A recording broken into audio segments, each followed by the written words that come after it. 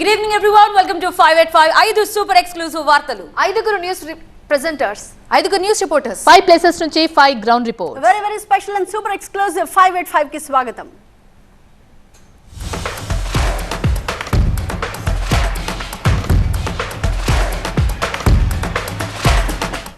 AP తెలంగాణలో విజయోత్సవ సభలతో బీజేపీలో జోష్ నిండుతోంది. ఇటీవల ఎన్నికల్లో గెలిచిన ఎంపీలు ఎమ్మెల్యేలతో పాటుగా కేంద్ర మంత్రులను కూడా ఘనంగా సన్మానిస్తున్నారు. ఆ డీటెయిల్స్ చూద్దాం. నేషనల్ టెస్టింగ్ ఏజెన్సీ విద్యార్థుల జీవితాలతో చెలగాట మారుతుందని పెద్ద ఎత్తున ఆరోపణలు వ్యక్తమవుతున్నాయి. ఆ డీటెయిల్స్ కూడా చూద్దాం.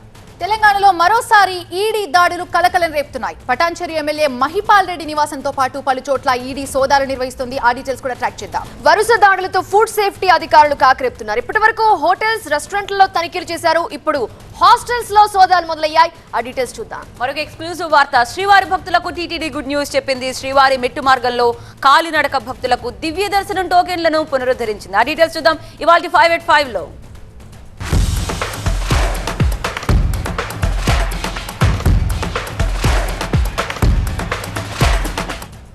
తెలుగు రాష్ట్రాల్లో ఇటీవల జరిగిన ఎన్నికల్లో గెలుపొందిన ఎంపీలు ఎమ్మెల్యేలకు బీజేపీ అభినందన సభలు ఏర్పాటు చేసింది. తెలంగాణకు సంబంధించి ఎంపీలు ఎమ్మెల్యేలతో పాటుగా కేంద్ర మంత్రుల్ని కూడా హైదరాబాద్ నాంపల్లి ఆఫీసులో ఘనంగా సత్కరించబోతున్నారు బీజేపీ నేతలు, కార్యకర్తలు. అందులో భాగంగా ఇటీవల కేంద్ర మంత్రులుగా బాధ్యతలు చేపట్టి హైదరాబాద్కు వచ్చిన కిషన్ రెడ్డికి గ్రాండ్ వెల్కమ్ చెప్పారు. ఎయిర్పోర్ట్ నుంచి భారీ ర్యాలీ చేపట్టారు. బేగంపేట ఎయిర్పోర్ట్ నుంచి నాంపల్లిలోని పార్టీ ఆఫీస్ వరకు ర్యాలీ నిర్వహిస్తారు. ఆ తర్వాత సెల్యూట్ తెలంగాణ పేరిట నిర్వహించే సన్మాన కార్యక్రమంలో మొత్తం 8 మంది ఎంపీలను సన్మానించబోతున్నారు. ఇక ఏపీకి సంబంధించి విజయవాడలోని వెన్యూ కన్వెన్షన్ లో సన్మానోత్సవ సభకు ఏర్పాట్లు చేశారు. ఈ కార్యక్రమంలో బీజేపీకి చెందిన 3 ఎంపీలు, 8 మంది ఎమ్మెల్యేలను ఘనంగా సత్కరించబోతున్నారు. అలాగే నరసాపురం నుంచి గెలుపొంది కేంద్ర మంత్రిగా పదవి బాధ్యతలు స్వీకరించిన భూపతి రాజు శ్రీనివాస వర్మకి గన్నవరం ఎయిర్పోర్ట్ లో ఘన స్వాగతం పలికారు ఏపీ బీజేపీ శ్రేణులు. అక్కడి నుంచి అభినందన సభ వేదిక వరకు భారీ ర్యాలీ నిర్వహిస్తున్నారు.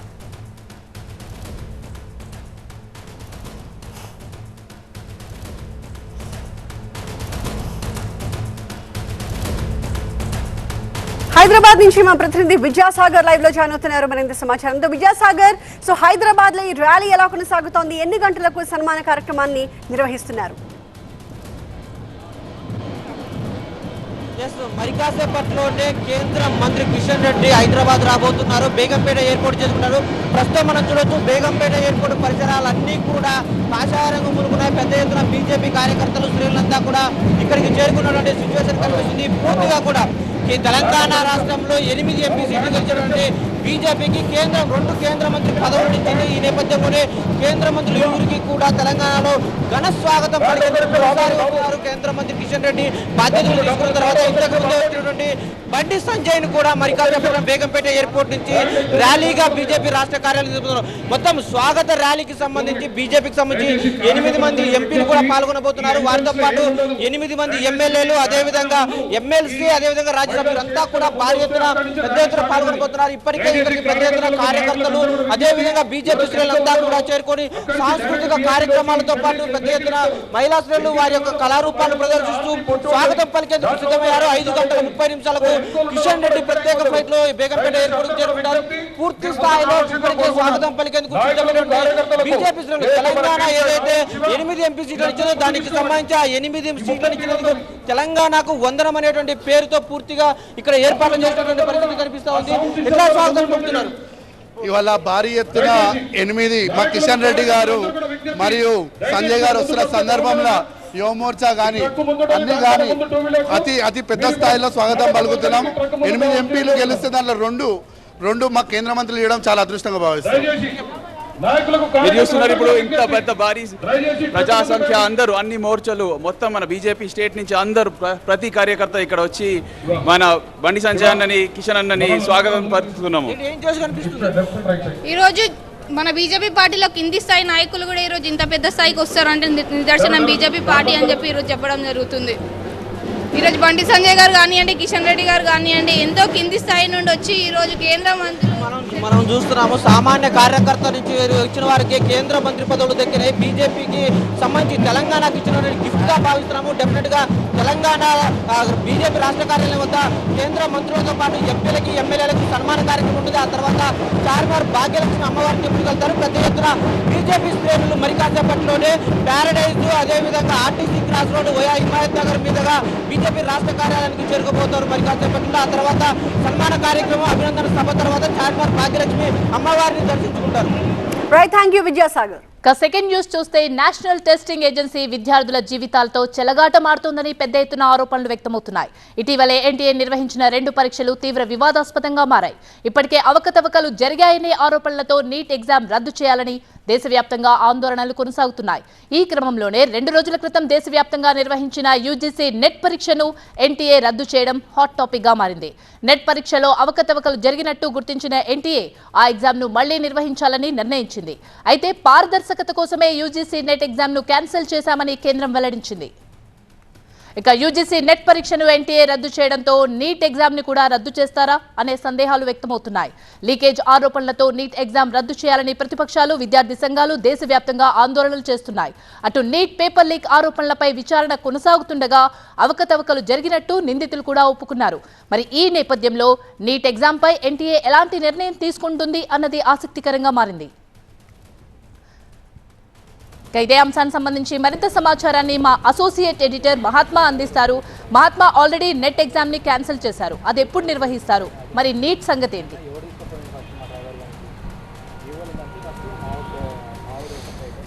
నేషనల్ టెస్టింగ్ ఏజెన్సీ నిర్వహిస్తున్న ఈ 2 పరీక్షలు దేశంలో వివాదాస్పదంగా మారాయి. 2 పరీక్షల్లోనూ అవకతవకలు, పేపర్ లీకేజ్ ఘటనలు చోటు చేసుకున్నాయన్న ఆరోపణల మీద ప్రస్తుతం ఒకవైపు సుప్రీంకోర్టులోనూ మరొక వైపు ఇటు బయట కూడా ఆందోళనలు జరుగుతున్నాయి. సుప్రీంకోర్టులో ఇప్పటికే చాలా పిటిషన్లు దాఖలయ్యాయి. వీటి నేపథ్యంలో నిన్న యూజీసీ నెట్ పరీక్షను రద్దు చేస్తూ ఎన్టీఏ ఒక నిర్ణయం తీసుకుంది. కేంద్ర విద్యాశాఖ ఆ మేరకు ఒక ప్రకటన కూడా జారీ చేసింది. జూనియర్ రీసెర్చ్ ఫెలోషిప్, పిహెచ్డి, అలాగే అసిస్టెంట్ ప్రొఫెసర్ ఈ ర్యాంకుల్లో నియామకాల కోసం నెట్ పరీక్ష అనేది నిర్వహిస్తారన్న విషయం మనకి తెలిసిందే. దాంట్లో అవకతవకలు జరుగుతున్నాయని ముందు నుంచి ఆరోపణలు వచ్చినా ఆ పరీక్షను నిర్వహించడానికంటే ముందే నిలిపివేస్తే బాగుండేది, ఎగ్జామ్ కండక్ట్ చేసి ఇప్పుడు రద్దు చేయడం ఏంటి అన్న ప్రశ్న చాలామంది అభ్యర్థుల నుంచి వ్యక్తమవుతుంది. మళ్ళీ త్వరగా ఆ పరీక్షను నిర్వహించాలి, విత్ ఫుల్ ప్రూఫ్ మెకానిజం తోటి దాన్ని నిర్వహించాలన్న డిమాండ్లు ఒకవైపు చేస్తున్నారు. ఇక వైద్య విద్యలో ప్రవేశం కోసం ఏర్పాటు చేసిన ఈ నీట్ ప్రవేశ పరీక్ష, ఆ నీట్ కూడా అనేక వివాదాలకు కేంద్ర బిందువుగా మారింది.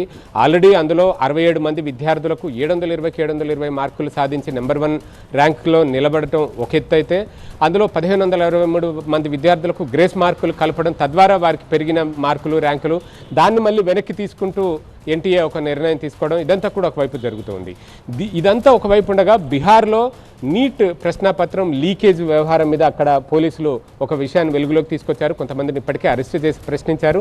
వాళ్ళ దగ్గర లీక్ అయిన పేపరు, ఎన్టీఏ నిర్వహించిన నీట్ ఎగ్జామ్ పేపరు 2 కూడా మ్యాచ్ అయినాయి. సో దీన్ని బట్టి చూస్తుంటే లీకేజ్ జరిగింది అన్నది ప్రాథమికంగా తెలుస్తుంది. ఈ నేపథ్యంలో కేంద్ర విద్యాశాఖ బీహార్ పోలీసుల నుంచి రిపోర్ట్ని అడిగింది. ఆ రిపోర్టు అందుకున్న తర్వాత దాని మీద తదుపరి ఒక నిర్ణయం తీసుకునే అవకాశం కనిపిస్తుంది.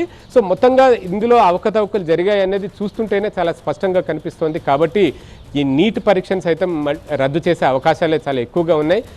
రద్దు చేసి వీలైనంత త్వరగా ఆ 2 పరీక్షల్ని నిర్వహించే అవకాశం ఉంది. ఇకపోతే రాజకీయంగా ఇది ఒక పెద్ద వివాదాస్పదంగా మారింది. రాహుల్ గాంధీ కూడా కొద్దిసేపటి క్రితమే ఒక మీడియా సమావేశాన్ని ఎలాంటి నిర్ణయం దిశగా అడుగులు వేస్తూ ఉన్నారు?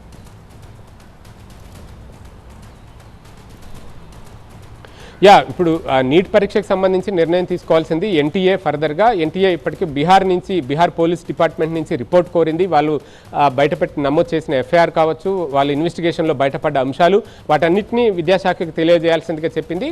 ఆ రిపోర్ట్ని బేస్ చేసుకుని నీట్ మీద నిర్ణయం ఎన్టీఏ త్వరలో తీసుకోబోతుంది. అయితే రాజకీయంగా రాహుల్ గాంధీ అలాగే కాంగ్రెస్ పార్టీ అనుబంధ విభాగం వాళ్ళ ఇంట్లో తనిఖీలు చేసినప్పుడు కూడా ఆ పేపర్ కాలిన అవశేషాలు కూడా లభించాయని చెప్పారు. ఒకవేళ అతను ఇచ్చిన రిపోర్ట్ కనుక ఒకవేళ నిజంగానే ఒకవేళ ప్రూవ్ అయితే ఇప్పుడు నిజంగానే 24 లక్షల మంది ఎవరైతే ఎగ్జామ్ అటెంప్ట్ చేశారో వాళ్ళ భవిష్యత్ ఏంటి? అమిత్ చెప్పే వివరాలు ఎలా ఉండబోతున్నాయి? అమిత్ ఇచ్చిన కన్ఫెషన్ రిపోర్ట్ కూడా పార్ట్ ఆఫ్ ఇన్వెస్టిగేషనే. ఆ కన్ఫెషన్ రిపోర్టు ఇతర ఇన్వెస్టిగేషన్లో బయటపడ్డ అంశాలు అన్నింటినీ క్రోడీకరిస్తూనే ఒక రిపోర్ట్ని బీహార్ పోలీసులు ఎన్టీఏకి సబ్మిట్ చేయబోతున్నారు. దాన్ని బట్టి ఫర్దర్గా డిసిషన్ తీసుకుంటారు. అయితే బేసిక్గా మన కళ్ళ ముందే కనిపిస్తుంది ఇది లీకేజ్ జరిగింది, అవకతవకలు చోటు చేసుకున్నాయన్న అంశం అయితే స్పష్టంగా కనిపిస్తుంది. అమిత్ కన్ఫెషన్ కూడా ఆయన పోలీసులకు ఇచ్చిన విచారణలో అంగీకరించారు. పేపర్ లీక్ జరిగింది, అవకతవకలు జరిగాయన్న మాటను కూడా ఆయన అంగీకరించారు. సో దీంతో 24 లక్షల మంది విద్యార్థుల భవితవ్యాన్ని, ఎవరైతే వైద్య విద్యలో ప్రవేశం కోసం ఎదురు చూస్తూ ఈ పరీక్ష రాశారో వారందరి భవితవ్యం ప్రశ్నార్థకంగా మారుతుంది. కాబట్టి వీలైనంత త్వరగా దీని మీద ఎన్టీఏ ఒక నిర్ణయం తీసుకుని దానికి ఆల్టర్నేట్గా ఈసారి ఎటువంటి లీకేజీలకు ఆస్కారం లేకుండా వెనువెంటనే మళ్ళీ నీట్ ఎగ్జామ్ని, నీట్ యూజీ పరీక్షను నిర్వహించి మళ్ళీ కొత్తగా ర్యాంకులను విడుదల చేసి వీలైనంత త్వరగా ప్రవేశాలు, వైద్య విద్యలో ప్రవేశాలు నిర్వహించాల్సిన అవసరం కనిపిస్తూ ఉంది. ఇదంతా చేయాలంటే కొంత సమయం పడుతుంది. బట్ నీట్ ఇంకా దీని మీద అంటే ఎన్టీఏ ఈ పరీక్ష నిర్వహించే సంస్థ నేషనల్ టెస్టింగ్ ఏజెన్సీ దీని మీద ఇంకొక డెసిషన్ తీసుకోవాల్సి ఉంది. బీహార్ పోలీసుల నుంచి వచ్చే రిపోర్ట్ని బేస్ చేసుకుని ఒక నిర్ణయం తీసుకుని ఆ మేరకు ఒక ప్రకటన కూడా జారీ చేసే అవకాశం ఉంది. Right, thank you Mahatma. Coming to third news, తెలంగాణలో ఈడీ దాడులు మరోసారి కాకరేపుతున్నాయి. తాజాగా పటాన్చెరు ఎమ్మెల్యే మహిపాల్ రెడ్డి నివాసంలో ఈడీ అధికారులు సోదాలు చేయడం కలకలం సృష్టించింది. మహిపాల్ రెడ్డి నివాసంతో పాటుగా ఏకకాలంలో 3 చోట్ల ఆయన కుటుంబ సభ్యుల నివాసాల్లో కూడా తనిఖీలు చేశారు. అల్లుడు, సోదరుడి ఇళ్లలో కూడా ఈడీ అధికారులు ఇంకా దాడులు నిర్వహిస్తున్నారు. మహిపాల్ రెడ్డి ఆస్తులు, లావాదేవీలపై దృష్టి పెట్టినటువంటి ఈడీ అధికారులు డాక్యుమెంట్స్ ని పరిశీలించారు. ఆస్తులకు సంబంధించిన పలు పత్రాలను కూడా స్వాధీనం చేసుకున్నారు. ఇక సంతోష్ మైన్స్ పేరుతో మహిపాల్ రెడ్డి సోదరులు గత కొన్నేళ్లుగా మైనింగ్ వ్యాపారాలు చేస్తున్న సంగతి తెలిసిందే. అయితే గతంలోనూ మహిపాల్ రెడ్డిపై ఈడీ ఫోకస్ పెట్టగా ఇప్పుడు మరోసారి రికార్డులు తనిఖీ చేయడం చర్చనీయాంశమైంది. మరింత సమాచారం మా కరెస్పాండెంట్ ప్రణీత అందిస్తారు. ప్రణీత, ఈడీ దాడులకు సంబంధించి మీ దగ్గర ఉన్న అప్డేట్స్ ఏంటి? ముఖ్యంగా ఈడీ దాడులు చేయడం గల కారణాలు ఏంటి? ఇప్పటి వరకు దాదాపు 3 మహిపాల్ రెడ్డికి సంబంధించి కుటుంబ సభ్యుల ఇళ్లలో కూడా సోదాలు నిర్వహిస్తున్నారు. ఎలాంటి కీలక ఆధారాలు సేకరించారు? అయితే ఈ రైట్స్ అన్నీ కూడా అక్కడ పటాన్చెరులో ఉన్నటువంటి ఏదైతే ఎమ్మెల్యేకి సంబంధించినటువంటి సంతోష్ శాండ్ గ్రైనేట్స్ ఏవైతే ఉన్నాయో దానికి సంబంధించే ఈడీ రైట్స్ చేస్తున్నట్టుగా కూడా తెలుస్తుంది. గతంలో ఇదే వ్యవహారంలో పటాన్చెరు పోలీసులు ఈ ఏడాది మార్చిలోనే మధుసూదన్ రెడ్డి, అంటే ఇప్పుడు ఎమ్మెల్యేగా ఉన్నటువంటి మహిపాల్ రెడ్డి తమ్ముడు మధుసూదన్ రెడ్డి, ఇతన్ని అరెస్ట్ చేశారు. ఇల్లీగల్ మైనింగ్ కేసులో అక్కడ స్థానిక ఎంఆర్ఓ ఇచ్చినటువంటి ఫిర్యాదు మేరకు ఈ ఏడాది మార్చి నెలలో పటాన్చెరు పోలీసులు అతన్ని అరెస్ట్ చేశారు.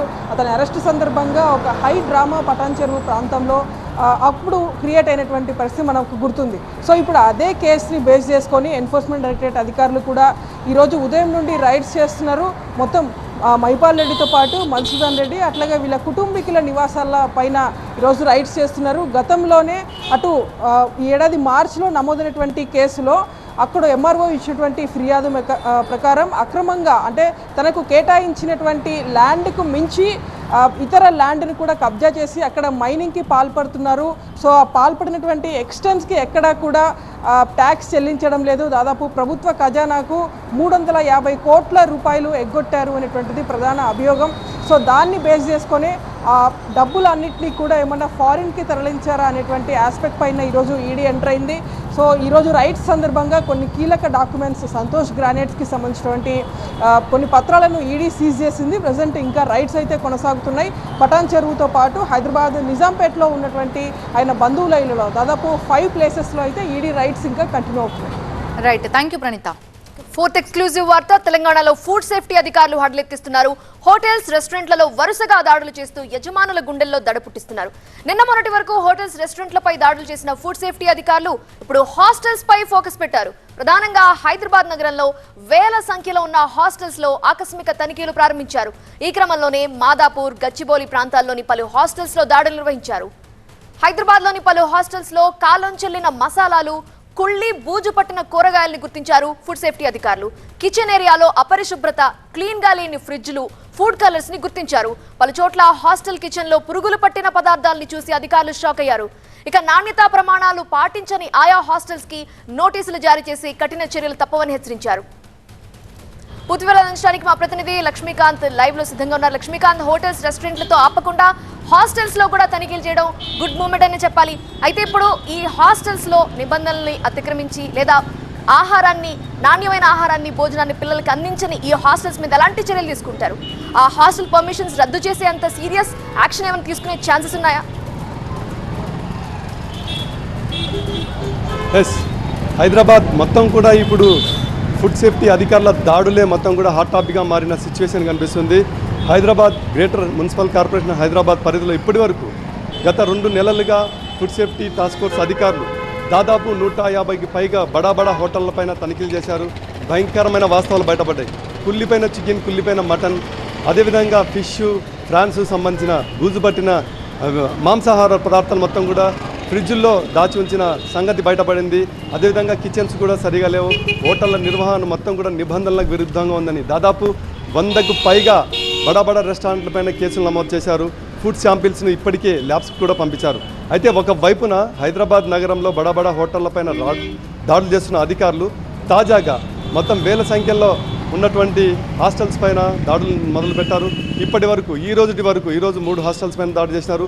నిన్నటి వరకు చూసుకుంటే దాదాపు 14 హాస్టల్స్ పైన దాడులు చేశారు. మొత్తం 17 హాస్టల్స్, అంటే హోటల్స్ 150, అదేవిధంగా తాజాగా మొత్తం 17 హాస్టల్స్, మెన్స్ హాస్టల్స్ కావచ్చు, అదేవిధంగా గర్ల్స్ హాస్టల్స్ కావచ్చు. ఐటీ సెక్టార్లో ఉండేవి మాదాపూర్ ప్రాంతంలో సాఫ్ట్వేర్ ఇంజనీర్లు అత్యధికంగా ఉంటారు. ఇక్కడ వందల సంఖ్యలో హాస్టల్స్ ఉన్నాయి. అయితే మొత్తం ఫుడ్ మొత్తం కూడా కలరింగ్ ఇచ్చేసి రుచికరమైన పదార్థాలు పెడుతున్నారు. కానీ ఇంట అంటే పైన పటారం లోన లొటారంగా ఉన్నట్టుగా ఉంది అంటున్నారు అధికారులే. దాడులు చేసిన ఫుడ్ సేఫ్టీ అధికారులే లోపలికి వెళ్ళి చికెన్స్లో పరిశీలించినప్పుడు ఫుడ్ అంటే ఏదైతే కిచెన్స్ రూమ్ ఉంటాయో అక్కడ బొద్దింకలు సాక్షాత్కరించాయి. బొద్దింకలు వంటింట్లోనే మొత్తం కూడా తిరుగుతున్న పరిస్థితి. గుట్కాలు నమిలి గోడలు గుమ్మించినారు. అదేవిధంగా గ్రైండర్లు కావచ్చు, దీంతోపాటు కాలం చెల్లిన ముడి సరుకులు, ప్రధానంగా ఏదైతే మనం వంటల్లో వాడతామో ఫుడ్లో కుళ్ళిపోయిన ఆహార పదార్థాలు, మొలకెత్తిన ఆలు కావచ్చు, మొత్తం కూరగాయలు మొత్తం కూడా కుళ్ళిన కూరగాయలు గుర్తించారు. ఈ డేట్స్ అంటే ఎక్స్పైరీ డేట్స్ అయినటువంటి ముడి సరుకులు గుర్తించారు. ఏదైతే ఫుడ్స్ వంటకు వాడతారో అవన్నీ కూడా నిబంధనలకు విరుద్ధంగా ఉన్నాయని గుర్తించారు. కేసులు నమోదు చేశారు.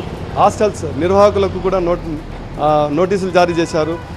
కఠినమైన చర్యలు ఖచ్చితంగా ఉంటాయని చెప్తున్నటువంటి ఫుడ్ కంట్రోల్ అధికారి బాలాజీ వీటిపైన కేసులు నమోదు చేశారు. భోజనమే తినరు, వాళ్ళ మీద ఖచ్చితంగా సీరియస్ యాక్షన్ తీసుకోవాల్సిందే. అయితే ఇప్పుడు గచ్చిబౌలి, మాదాపూర్ ఏరియాలో కొంచెం బెటర్ అని పిల్లలు ఫీల్ అవుతుంటారు. What about SR Nagar hostels, అలాగే అమీర్పేట హాస్టల్స్? గల్లీలో ఒక్క చిన్న గల్లీలోనే 10 హాస్టల్స్ ఉంటాయి. అసలు శుభ్రతే కనిపించదు కనీసం ఆ వీధి గుండా వెళ్ళేటప్పుడు. ఆ ఏరియాల్లో కూడా తనిఖీలు చేసే అవకాశం ఏమైనా ఉందా? ఎస్, చాలా సీరియస్గా తీసుకుంది తెలంగాణ రాష్ట్ర ప్రభుత్వం. దీనిపైన ముఖ్యమంత్రి రేవంత్ రెడ్డి అధికారులకు ఆదేశాలు జారీ చేయడంతో మొత్తం కూడా దాడులన్నీ కూడా మీడియాకి ఇన్ఫర్మేషన్ లేకుండా డైరెక్ట్గా ఫుడ్ సేఫ్టీ టాస్క్ ఫోర్స్ అధికారుల బృందం డైరెక్ట్ అటాక్ చేస్తున్నాయి. ఇప్పుడు హాస్టల్స్ చూస్తుంటే భయంకరమైన వాస్తవాలు బయటపడుతున్నాయి. ఎంతో ఖర్చు పెట్టి ₹1000 ఖర్చు పెట్టి హాస్టల్స్లో జాయిన్ చేసిన విద్యార్థులు కావచ్చు, ఇంకా వైపు ఊరు నుండి వచ్చి ఇక్కడ సాఫ్ట్వేర్ ఉద్యోగాలు చేస్తున్నటువంటి ఇతర ప్రాంతాల వాళ్ళు కావచ్చు, హైదరాబాద్ వాళ్ళు కావచ్చు, కొంతమంది హాస్టల్లో ఉండి అక్కడనే ఐటీ సెక్టార్లో జాబ్ చేస్తుంటారు. వీరందరికీ కూడా దాదాపుగా 90% హాస్టల్స్లో కాలం చెల్లిన ఆహార పదార్థాలని వండి వార్చి వారికి వడ్డించి మొత్తం కూడా జోబులు నింపుకునే పరిస్థితి హాస్టల్ నిర్వాహకుల్లో ఈరోజు కనిపిస్తుంది. బడా అంటే హై క్లాస్ హాస్టల్ చెప్పుకునే hostels, men's, girls, PG hostels మొత్తం కూడా ఈ గ్రూప్ కోవకు చెందినట్టున్నాయి.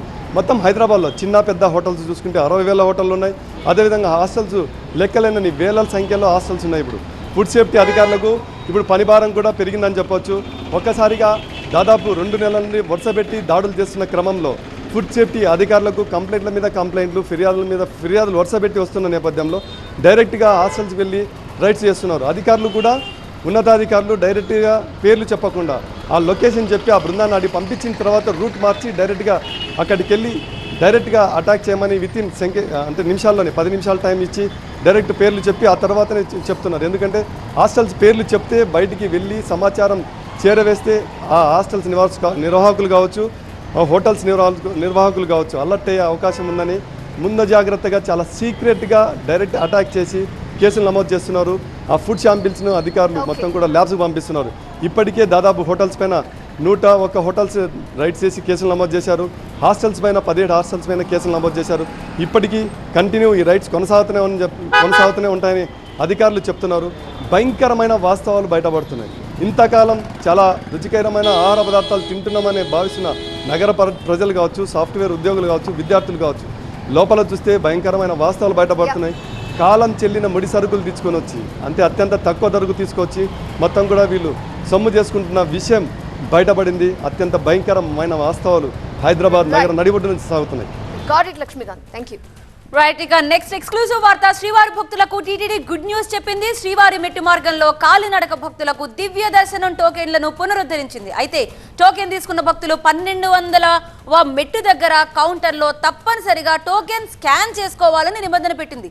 లేకపోతే దర్శనాలకు అనుమతించమని టీటీడీ నిర్ధారించింది. గతంలో శ్రీవారి మెట్టు దగ్గర టోకెన్లు తీసుకుని భక్తుల తర్వాత వెనక్కి వెళ్లిపోయే పరిస్థితి ఉండేది.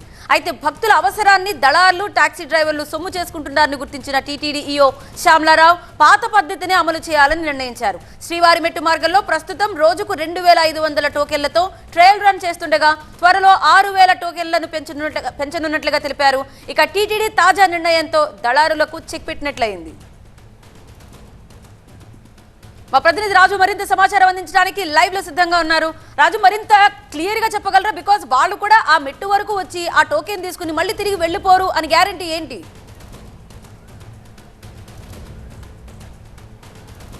అంటే ఖచ్చితంగా నడక మార్గంలో దివ్య దర్శనం టోకన్లు ఏడాదిన్నర క్రితమే టీటీడీ నిలిపివేసింది. అయితే పాత విధానాన్ని తిరిగి పునఃప్రారంభించాలని చెప్పేసి టీటీడీ భావించింది. కాబట్టి ప్రస్తుతము శ్రీవారి మెట్టు, అలిపిరి నడక మార్గం, ఈ రెండు మార్గాల్లో ప్రస్తుతం ట్రయల్ రన్గా శ్రీవారి మెట్టు మార్గం నుంచి ఇస్తున్నారు ఈరోజు దివ్య దర్శనం టోకన్లు. అయితే రెండు చోట్ల 20,000 టికెట్లు గతంలో ఇచ్చేవాళ్ళు. అంటే నేను ప్రస్తుతం అలిపిరి నడక మార్గంలోనే ఇక్కడ 14,000 టికెట్లు ఇచ్చేవాళ్ళు. శ్రీవారి మెట్టు మార్గంలో 6,000 టికెట్లు, అంటే 20,000 మందికి దివ్యదర్శనం టోకన్లు ఇస్తే గతంలో ఉన్నటువంటి పాత విధానాన్ని తీసుకురావడానికి ప్రధాన కారణం శ్రీవారి మెట్టు మార్గంలో 1200 మెట్లు తర్వాత తీసుకున్నటువంటి టికెట్ని స్కాన్ చేసిన తర్వాతనే అలౌ చేసేవాళ్ళు. అంటే దీన్ని కొంతమంది దళార్లు కానీ ట్యాక్సీ డ్రైవర్లు కానీ కేవలం టికెట్ తీసుకొని ఇమ్మీడియట్గానే వాళ్ళు ఇతర వాహనాల్లో వెళ్ళే అవకాశం ఉంది. కాబట్టి ఇది దళారీ వ్యవస్థను పోషించినట్టుగా తెలుస్తుంది. మరోవైపు టికెట్ల కోసము పెద్ద ఎత్తున స్టాంపేన్ కూడా గతంలో తొక్కిసలాట జరిగింది. ఈ నేపథ్యంలో టీటీడీ అప్పట్లో పూర్తిగా సర్వదర్శనం టోకన్లకే పరిమితం చేసింది, దివ్యదర్శనం టోకన్లను పూర్తిగా ఆపివేసింది. అయితే ఇప్పుడు తిరిగి దివ్యదర్శనం టోకన్లు ఇవ్వడానికి ప్రధాన కారణం దళారీ వ్యవస్థను పూర్తిగా కంట్రోల్ చేయడం ఒకటి, మరోవైపు సులభతరంగా శ్రీవారి దర్శనం నడిచిపోయి ఎవరైతే మొక్కుకుంటారో వాళ్లకు టికెట్ ఇస్తే ఖచ్చితంగా అదే రోజు దర్శనం అయిపోతుంది. కాబట్టి వాళ్ళు మొక్కు చెల్లించుకునేందుకు వచ్చే భక్తుడికి ఈజీగానే దర్శనం అవుతుంది. పాత విధానాన్ని అమలు చేయాలని చెప్పేసి టీటీడీ భావించింది. అందులో భాగంగానే ట్రయల్ రన్గా ప్రస్తుతం శ్రీవారి మెట్టు మార్గం నుంచి 2,500 టికెట్లు ఇస్తున్నారు. ఇవి 1,200 మెట్టు వద్ద స్కానింగ్ చేసుకున్న తర్వాత వాళ్ళకి దర్శనానికి అనుమతిస్తారు.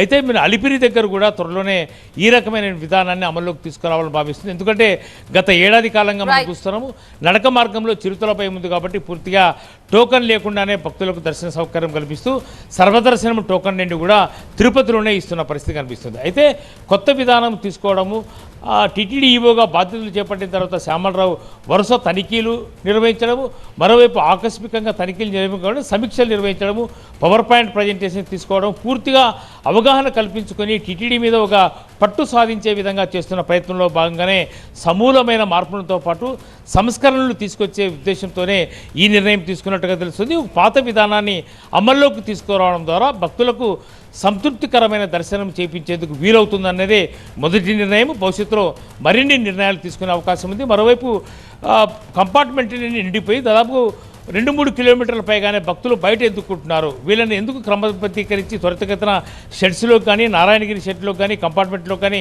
ఎందుకు అనుమతించలేకపోతున్నాము, ఈ ఎక్సర్సైజ్ కూడా కొనసాగుతుంది. ఇందుకు సంబంధించి ఒక ప్రత్యేక అధికారిని కూడా నియమించారు. కాబట్టి త్వరలోనే సామాన్య భక్తులు, సర్వదర్శనం చేసుకునే భక్తులు, నడిచి వెళ్ళి దివ్యదర్శనం చేసుకునే భక్తులకు మరింత మెరుగైనటువంటి సౌకర్యాలు తీసుకొని లక్ష్యంగానే టీటీడీ ఈ నిర్ణయం తీసుకుంది. Thank you so much Raju, details అందించినందుకు. ఇది వాళ్ళ 5 at 5 చూస్తూనే ఉండండి TV9.